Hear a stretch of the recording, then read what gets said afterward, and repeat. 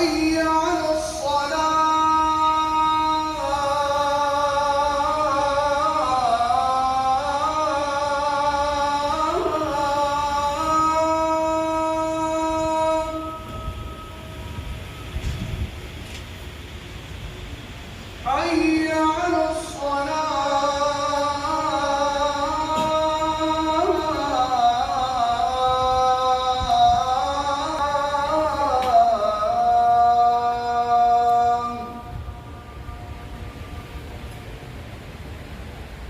حي على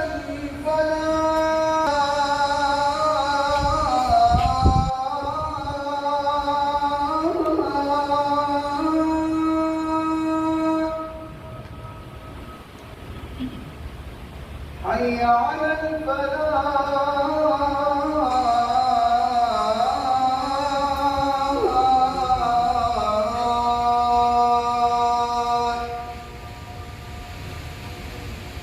الله أكبر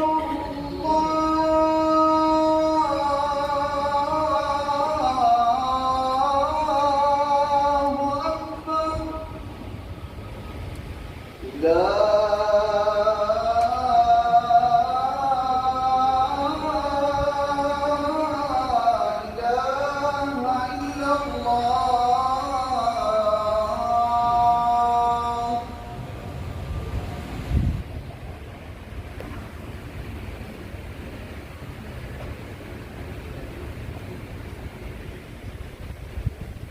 إن الحمد لله نحمده ونستعينه ونستغفره ونعوذ بالله من شرور أنفسنا ومن سيئات أعمالنا.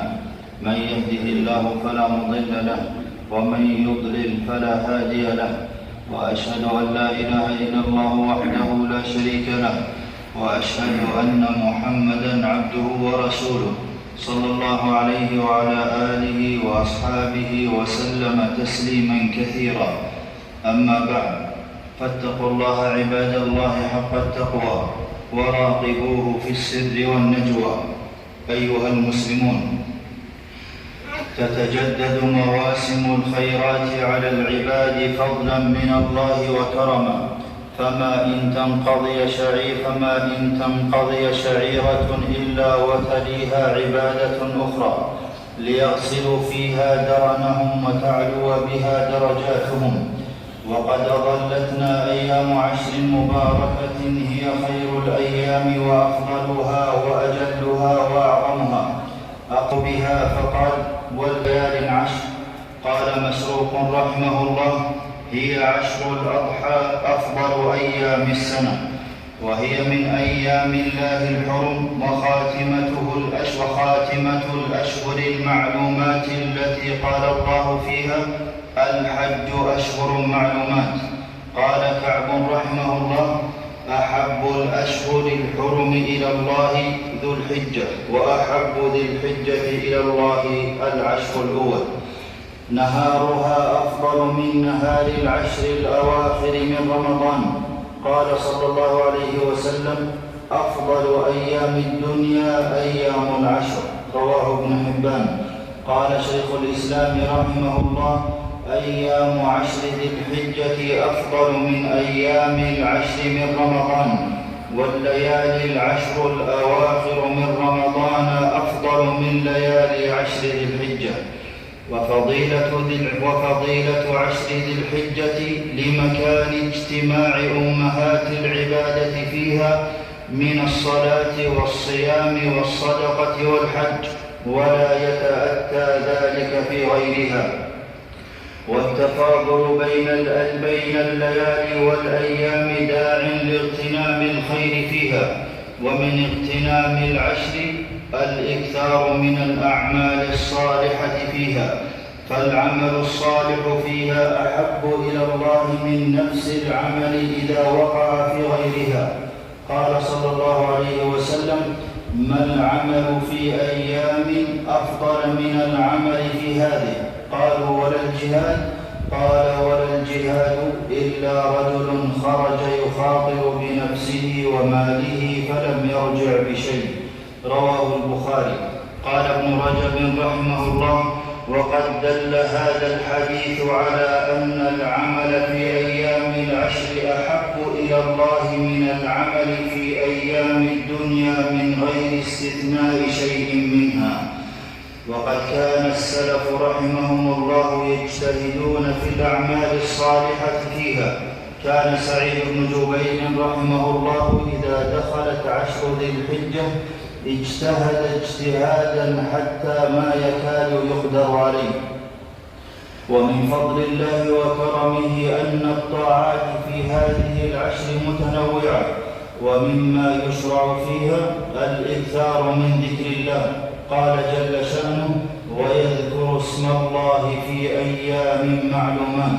قال ابن عباس رضي الله عنهما: هي أيام العشر. وذكره سبحانه فيها من أفضل القربات. قال النبي صلى الله عليه وسلم: ما من أيام أعظم عند الله ولا أحب إليه من العمل فيهن من هذه العشر، فأكثروا فيهن من التهليل والتكبير والتحميد. رواه أحمد.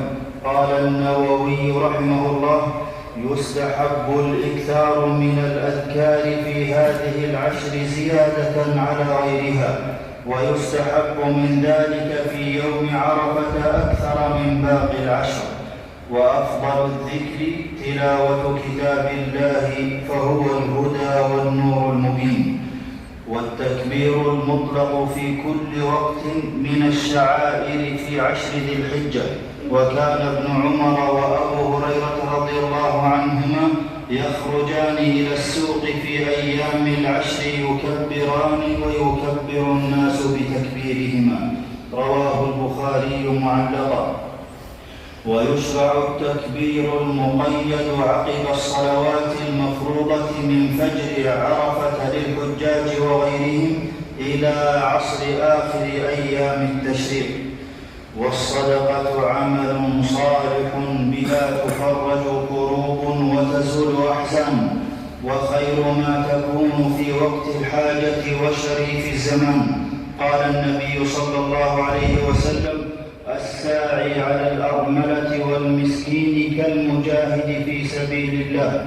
وأحسبه قال: وكالقائم لا يفطر وكالصائم لا يفطر. متفق عليه. ومما يستحب في العشر صيام التسعة الأولى منها. قال النووي رحمه الله: مستحب استحبابا شديدا. وصيام يوم عرفة يكفر السنة الماضية والباقية. رواه مسلم. والأفضل للحاج ألا يصومه تأسيا بفعل النبي صلى الله عليه وسلم وإبقاء لقوته ليستكثر من التضرع والدعاء. ويوم عرفة ملتقى المسلمين المشهود، يوم رجاء وخشوع وذل وخضوع، يوم كريم على المسلمين، فما من يوم أكثر من أن يعتق الله فيه عبدا من النار من يوم عرفة. رواه مسلم. قال شيخ الإسلام رحمه الله: الحجيج عشية عرفة ينزل على قلوبهم من الإيمان والرحمة والنور والبركة ما لا يمكن التعبير به. والدعاء عظيم المكانة رفيع الشأن، يرفع العبد إلى مولاه حوائجه ويسأله من كرمه المتوالي، ويتوجه إلى الله بقلبه امتثالا لأمره. فادعوا الله مخلصين له الدين، فارفع له سؤلك وناجه بكربك في يوم عرفة وغيره، وأيقن بتحقيق الإجابة وألح على الكريم في الطلب، فهو الخلاق العليم. إنما أمره إذا أراد شيئا أن يقول له كن فيكون. قال ابن عبد البر رحمه الله: دعاء يوم عرفة مجاب كله في الأغلب. وفي عشر ذي الحجة يوم النحر أعظم الأيام عند الله. قال النبي صلى الله عليه وسلم: إن أعظم الأيام عندكم وأتممت عليكم نعمتي ورضيت لكم الإسلام دينا.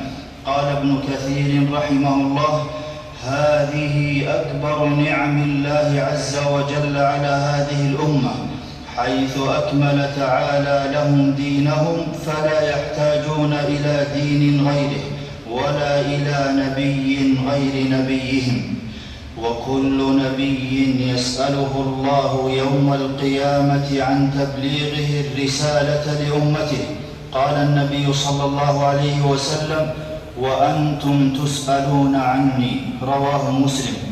وفي يوم النحر سأل النبي صلى الله عليه وسلم: الشيطان الرجيم: سابقوا إلى مغفرة من ربكم وجنة عرضها كعرض السماء والأرض أعدت للذين آمنوا بالله ورسله، ذلك فضل الله يؤتيه من يشاء والله ذو الفضل العظيم.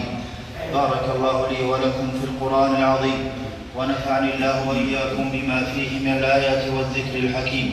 أقول قولي هذا وأستغفر الله لي ولكم ولجميع المسلمين من كل ذنب فاستغفروه إنه هو الغفور الرحيم.